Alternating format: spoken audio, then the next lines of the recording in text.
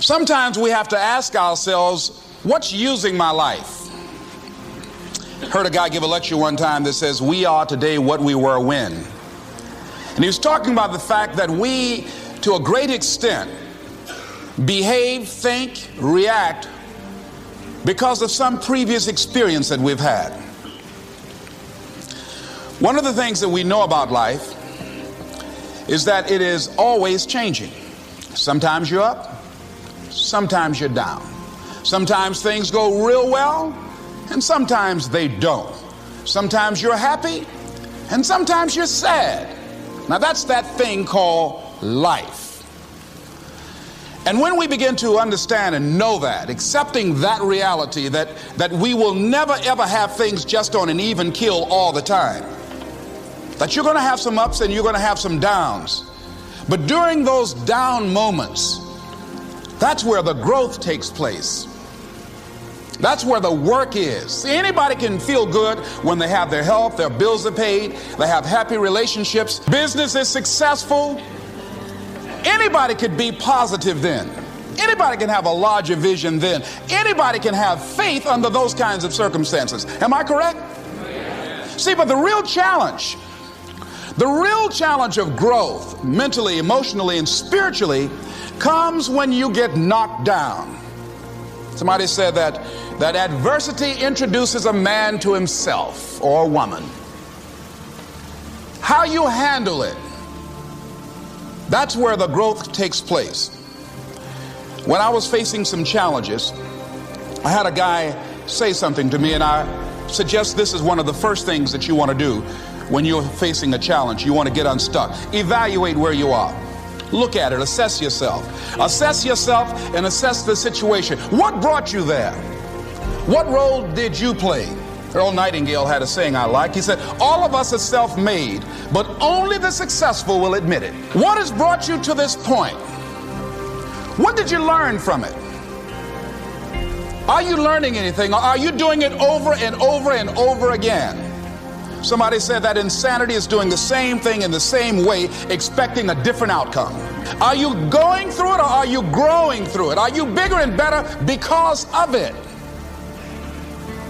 Because it's not going to leave you until you grow through it. I was going through a major challenge in my life that was wearing me out, that was using me. You see, your mind is when you go into a service station to get gas, you don't go in there and just start pumping. When you push the lever up, it clears the previous bill.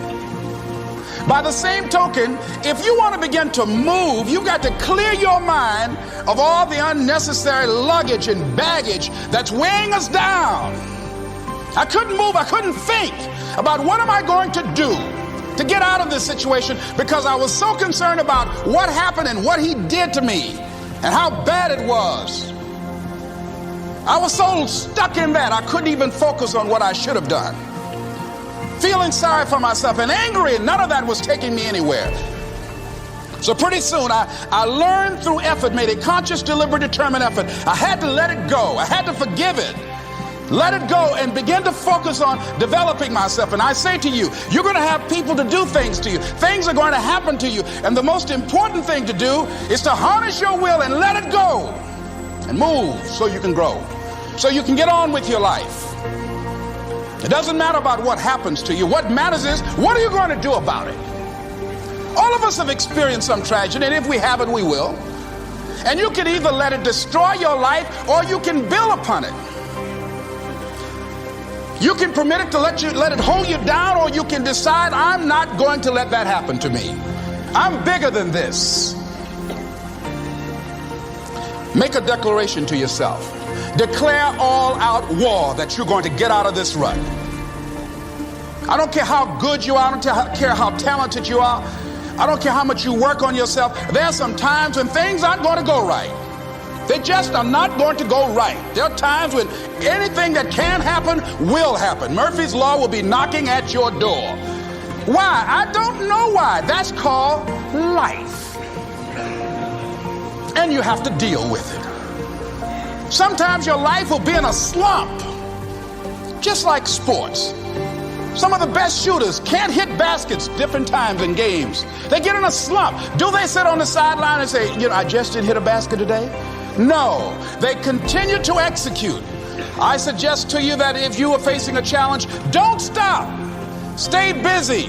Work your plan. Continue to do those things that you know that work for you after you have evaluated yourself in the situation. Continue to move. Stay busy, stay busy, stay busy. Find somebody that you can help so you can forget about you for a moment. See, sometimes the best thing to do is to be. Sometimes you have to just back up and go within yourself. A bow and arrow, you can't take a bow and just push it out an arrow. You just can't push the arrow out. You have to pull it back and then release it. Sometimes you have to back up and go within and pray and meditate and recharge your batteries. Go away, clear your head, and then come back and look at it from a different vantage point. Don't operate while you're under the spell or the effect of what's going on. Next thing is that you've got to activate the thinker in you. Don't allow your emotions to control you. We are emotional, but you want to begin to discipline your emotion. If you don't discipline and contain your emotions, they will use you. Your mind goes on automatic, just like a guard. You know, I loved reading the book called As a Man Thinketh by James Allen. He uses the analogy of the mind being like a garden. You know, weeds don't have to have any encouragement to grow. You don't have to water them. They don't have to get sunshine. They don't have to have fertile ground. They will grow through the cracks of a sidewalk. Am I right? But if you want to grow orchids or roses or any kind of exotic flowers, there are special processes and procedures you must go through. Well, by the same token, you don't have to force yourself or motivate yourself to think negatively, to be depressed, to hate somebody, to want revenge, to want to get back at somebody, to beat yourself up over the head, to feel loaded with guilt. You don't have to make any effort to do that. Your mind is on automatic. It will do that by itself. But if you want to begin to move into your own personal greatness, if you want to begin to really enjoy a happy, successful, healthy life, you've got to be willing to go against the tide. You've got to be willing to harness your will and say, in spite of this, I'm in control here. I'm not going to let this get me down. I'm not going to let this destroy me. I'm coming back, and I'll be stronger and better because of it. You have got to make a declaration that this is what you stand for. You're standing up for your dreams. You're standing up for peace of mind. You're standing up for health. You want it, and you're going to go all out to have it. It's not going to be easy. When you want to change, it's not easy. If it were in fact easy, everybody would do it. But if you're serious, you'll go all out. So yes, I'm going to turn this situation around. I'm not going to sit back and moan and cry over what happened and what went wrong and who did what. I'm going to do something about this situation. The next thing that is important is that expect things to get better for you, because they are. See, life is cyclic. You're not, whatever experience you're having right now, it has not come to stay.